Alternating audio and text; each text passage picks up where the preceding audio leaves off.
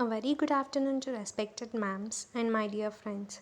Today, I Akanksha of BSc MScs 3 welcome you all to the Spark session on Applied Mathematics conducted by Department of Mathematics.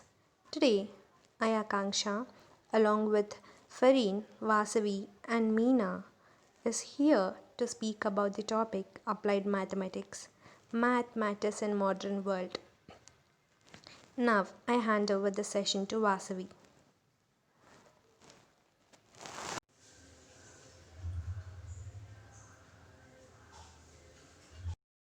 This conference will now be recorded.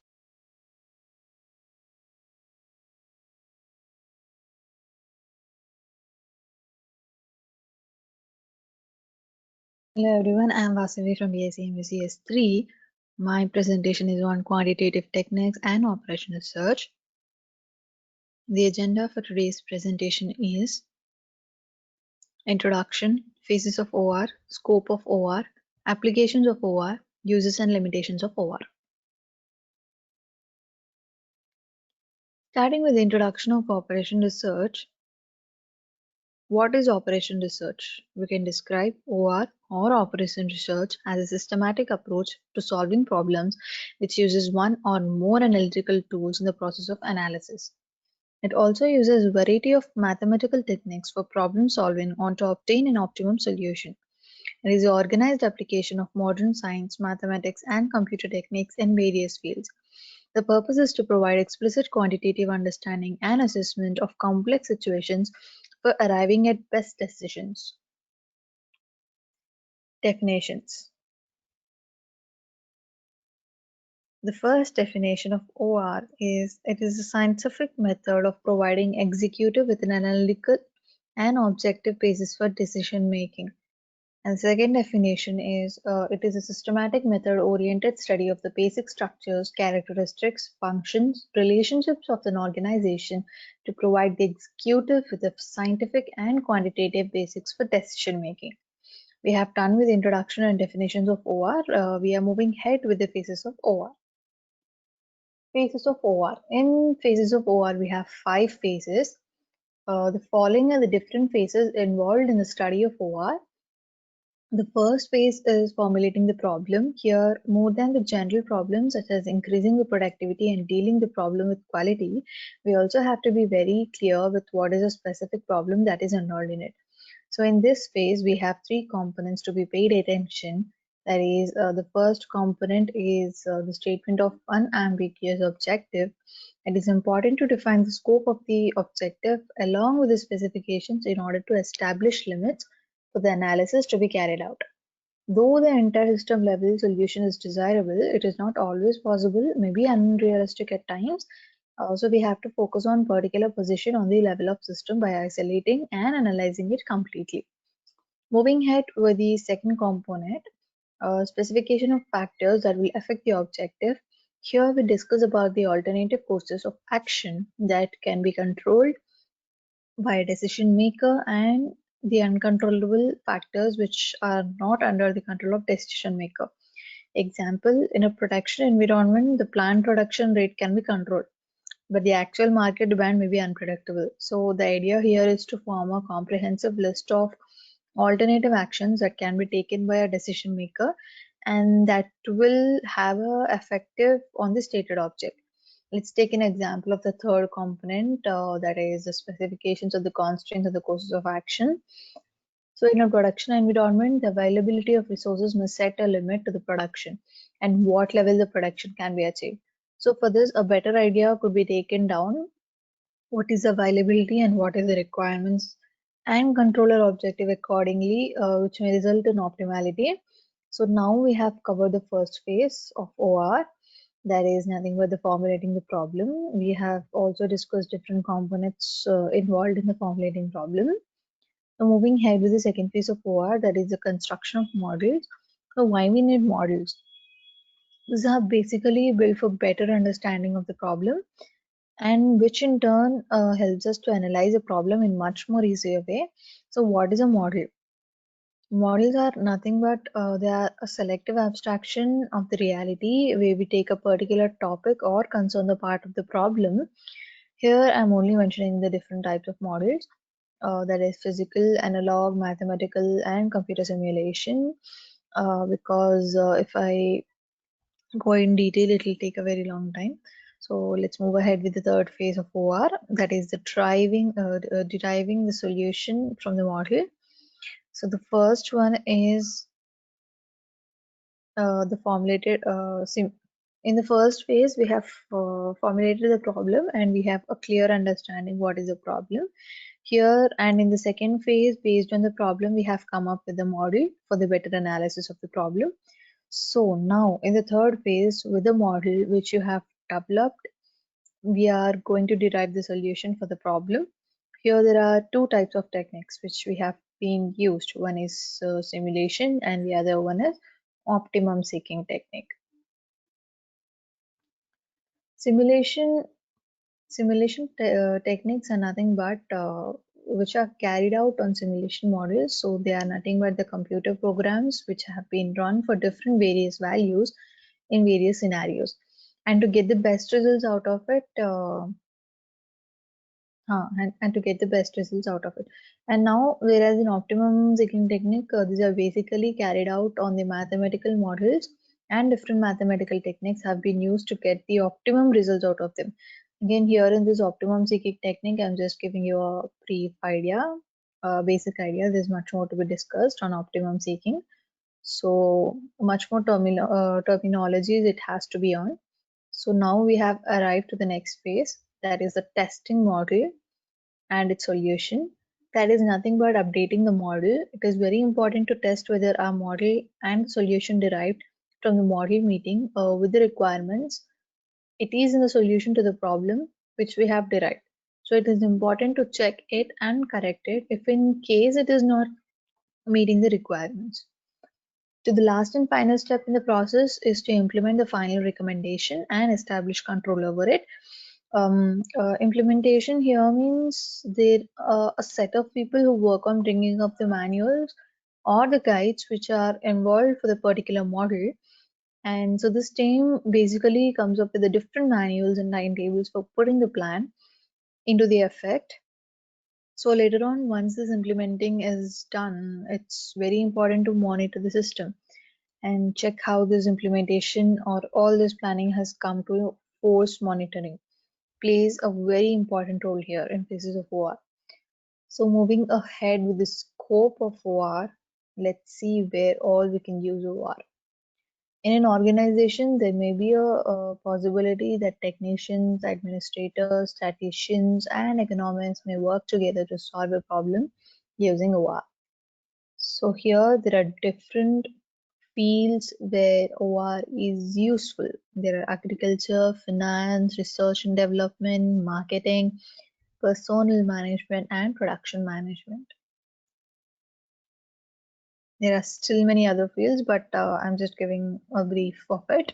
So these are the applications of OR, and these are few applications which are scheduling airlines, including both planes and crew, deciding the appropriate place to site new facilities such as warehouse, factory, or fire station, managing the flow of water from the reservoirs, identifying possible future development paths for parts of the telecommunication industry, establishing the information needs and appropriate systems to supply them with the health service, identifying and understanding the strategies adopted by companies for their information systems.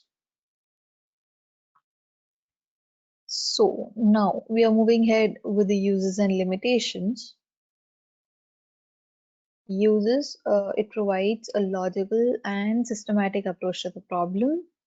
It allows modification of mathematical solution before it is in use. It suggests all the alternative course of action for the same management. It facilitates improved quality of decision, leads to optimum use of managers of production factor, indicate the scope as well as limitations of problem.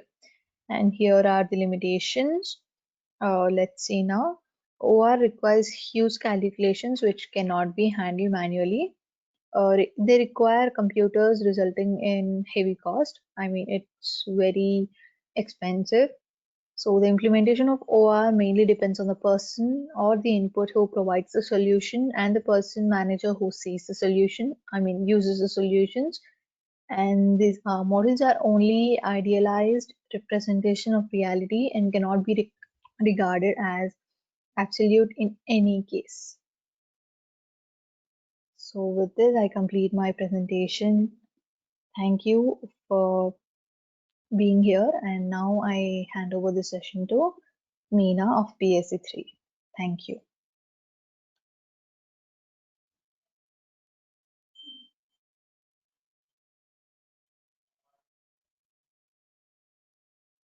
Good to everyone. I am Meena from BSc Electronics 3rd year. Today I am going to discuss about the topic dynamical systems. Founder of dynamical systems Jules Henry Poincare was a French mathematician who developed the foundations of chaos theory and dynamical systems. Many people regard French mathematician Henry Poincare as the founder of dynamical systems. He is often described as polymath and in mathematics as the last universalist. Later, in 1913, George David Baikoff proved Poincare's last geometric theorem that made him world famous. In 1927, he published his dynamical systems. Coming to dynamical systems theory. Dynamical systems theory originated in mathematics. Dynamical systems theory is the area of mathematics used to describe the behavior of complex dynamical systems, usually by employing differential equations. In mathematics, a dynamical system is a system in which a function describes the time dependence of a point in geometrical space. Coming to the overview, every simple nonlinear dynamical systems often exhibit seemingly random behavior that has been called chaos, which means we cannot predict the behavior that appear random changes in conditions. The branch of dynamical systems that deals with the clear definition and investigation of chaos is called chaos theory. Coming to in detail of chaos theory is a branch of mathematics focusing on the study of chaos. To understand very clearly, chaos is nothing but when the present determines the future, but the approximate present does not approximately determine the future. The butterfly effect, an underlying principle of chaos, describes how a small change in one state of a non-linear system can result in large differences in later state. Here's a simple example that shows chaotic behavior. Consider a double pendulum as shown in figure. As we start making both of them to move from a basic similar point, we predict with them with a small difference, but within few seconds they will behave radically different, which shows chaotic behavior. So clearly we can see that small differences at the beginning results big differences at the end. Principle of chaos, that is butterfly effect. The term, in fact, rediscovered by an American mathematician after Henry's discovery called Edward Lorenz and a pioneer of chaos theory. The butterfly effect is the idea that small things can have nonlinear impacts on a complex system. So here's the video how Lorenz coined the term butterfly effect.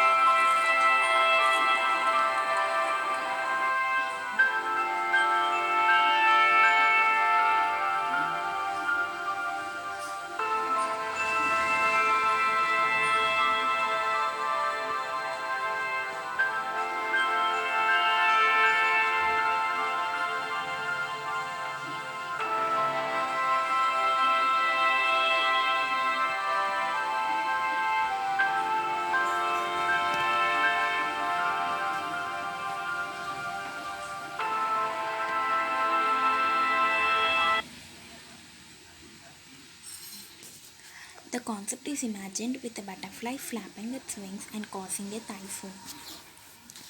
So Henry is the first person who was the founder of chaos theory. Later, Edward Lorenz rediscovered and worked on it. That means Lawrence is confident because he analyzed every part. So unfortunately, one day the scientists Newton and Simon would challenge it the concept as not true.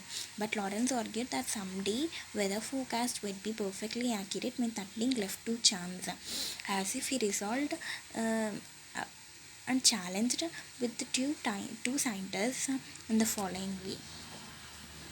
Hereby, he introduced the concept of what became known as the Lorentz attractor. This arises from a set of three equations that show how a dynamical system can produce complex non-repeating patterns. Lorentz derived and drastically simplified the equation, obtaining the following differential equations.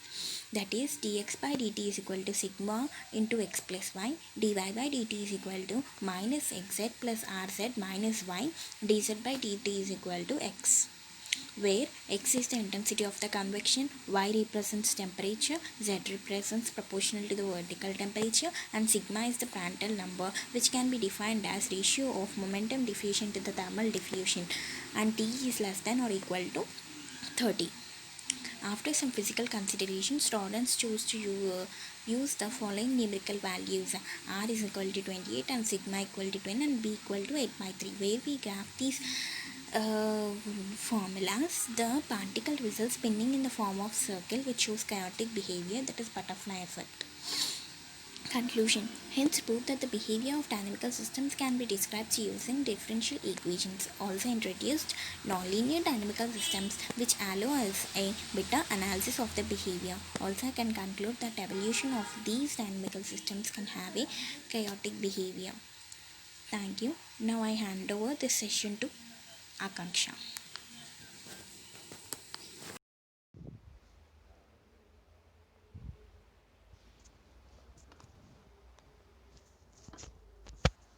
Good afternoon, everyone.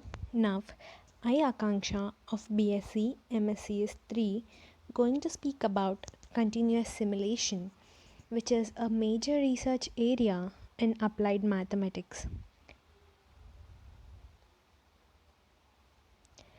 Continuous simulation refers to a computer model of a physical system that continuously tracks the system response according to the set of equations typically involving differential equations. Established in 1952, the Society for Modeling and Simulation International (SCS) is a non-profit and volunteer-driven corporation dedicated in advancing the use of modeling and simulation to solve real-world problems. A continuous simulation applies a continuous function using real numbers to represent a continuously changing system. Continuous simulation are based on a set of differential equations which is a part of mathematics. These equations define the peculiarity of the state of variables, the environment factors of the system. These parameters of a system change in a continuous way, thus change the state of the entire system.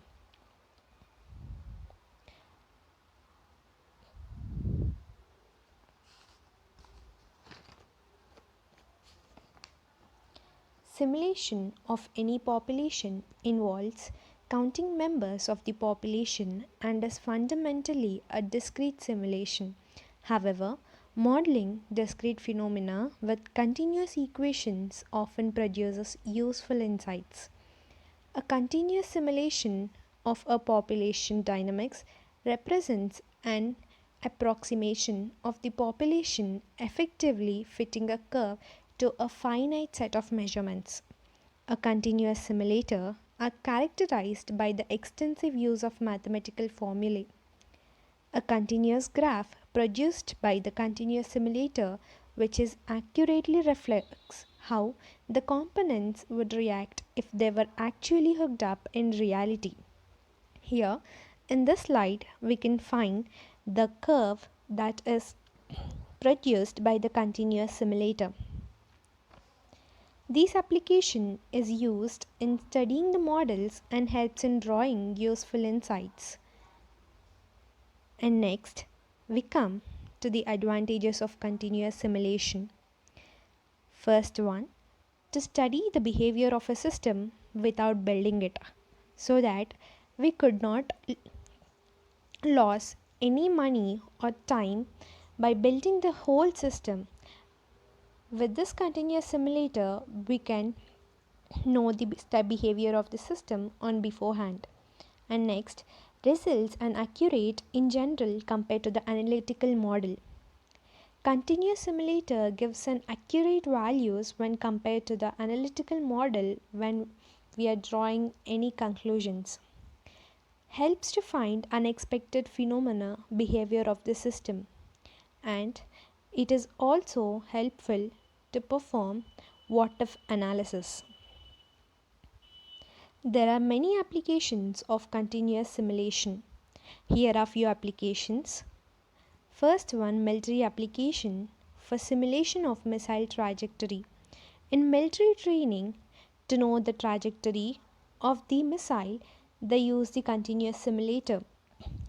And in aircraft training, in designing and testing of intelligent controller for underwater vehicles, in logistic designing of toll plaza, passenger flow at an airport, terminal in business development for product development and planning, so that they can know about the product and further take the useful steps in developing that product. And next, in flight dynamics, continuous simulator is also used to know the human respiration, as we all know about the ventilators in which the continuous simulator is used. It is also used to know about the electric circuit analysis. Here are few pictures of areas of continuous simulation. In first one, we can see how a continuous simulator is used while checking or analyzing the electrical circuits. And next we have the missile trajectory in military training. Next we can also find the business development, how a continuous simulation process is used in business development. And the last comes the ventilators. In ventilators, to know the human respiration, the continuous simulators are used. So, finally, the study of mathematics is like Nile, begins in minuteness but ends in magnificence. Now, I hand over the session to Fareen. Thank you. Everyone, my name is Farheen Begum from BSc MSCS. On today's past session, I am going to present on a topic mathematics, medicine and biology. How mathematics is used in medicine and biology is our concept. So first we'll look into mathematics in medicine. Medical professionals use maths when drawing up statistical graphs of epidemics or success rates of treatments. Medicine has become increasingly reliant on mathematics in recent years. Professionals use differential equations and statistics to represent the outbreak of disease in a community at particular time to know the success rate of treatments. So they use this graphical representation to get a clear-cut understanding about the treatment. Maths applies to X-rays and CAT scan. So maths also used in computerized axial tomography. Here tomography is nothing but medical imaging. This is the medical image of human head. So we get this from the scanning device. So the first scanning device was developed in 1917 by the mathematician Johann Randon and Godfrey Newbold. Both have discovered the first practical scanning device in which they can scan only an object size of a human head but not the complete body. But after using the powerful max in new and exciting way, the whole body scanners are developed which indicates the diseases or the problem the human have. So this is the recent time scanning device. In this device, the X-rays will be passed through a series of points at their optimal density using the straight line equations. By measuring the X-rays from as many as angles possible to a high accuracy, they used this careful measurement techniques and sophisticated computerized algorithm and little bit of calculus in this scanning device. They use random transformations by which they can detect after it passes through the body an image constructs from the way it has been observed. That is nothing but computerized axial tomography. Here are few applications of mathematics in medicine. So there are a lot of applications of mathematics in medicine. I can state few. In research and epidemiological studies to analyze statistical data. In this study, the mathematical models are used to track the progress of most infective diseases. So they use the graphical representations like positive and negative curves by which they help by managing the vaccinations according to the possible control of disease. Secondly, in calculating doses, example flow rate of drugs, percentage composition of drug. Every medicine has dosage.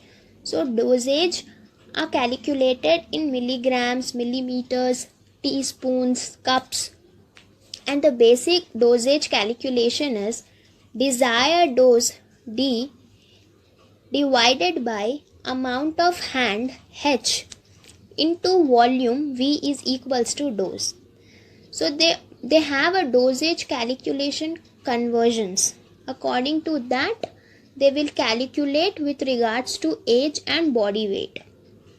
And thirdly, in radiology, where it is combined with physics interpret radiological images and how the equipments work. So radiology equipments works to get ultrasound, medical imaging, x-rays, test, PET to treat injuries like broken limbs by viewing organs.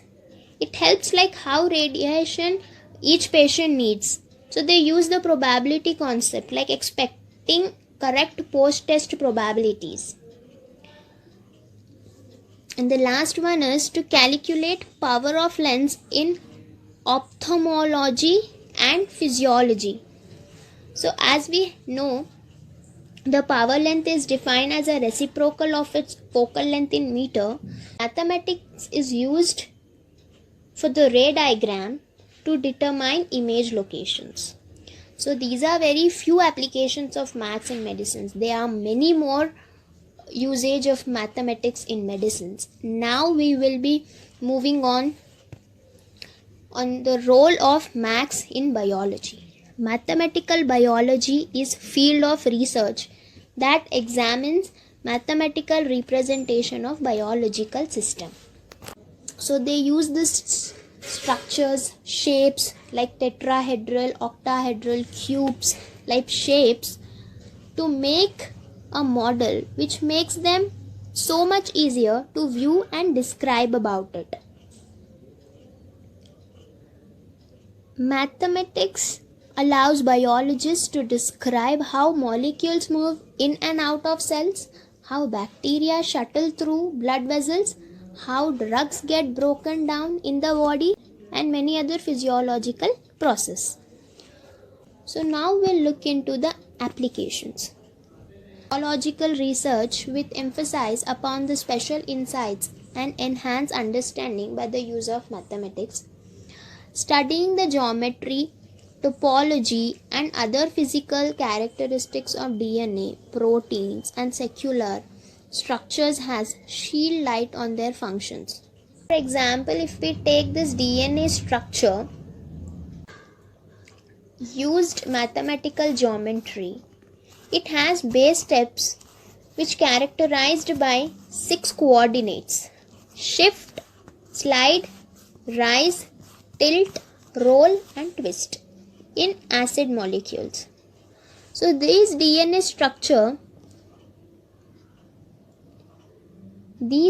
structure is double helix molecular DNA shape, which is composed of two linear tracks that run opposite to each other or anti-parallel and twist together and forms the chain.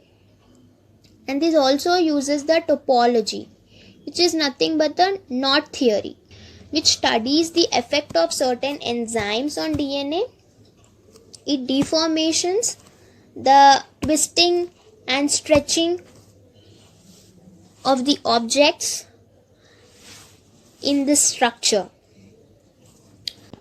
So the mathematical models gives a very clear understanding about the organisms or cell membranes, etc. So Max helps scientists design their experiments, including clinical trials, so they result in meaningful data. So mathematics is very helpful for the designing of the experiments. So scientists use this mathematics to design the experiments, and they also use to study of new tests and treatments which evaluate their effects on human health outcomes. For example, the effectiveness of new drugs or medical procedure is validated by statistical analysis before they are approved. So in this way, maths is very important and we use it in our daily lives directly or indirectly, and it helps in practical usage. And even the medical professionals said that maths saves the human life, which is a very huge compliment. So here I end my presentation. Thank you everyone and have a nice day.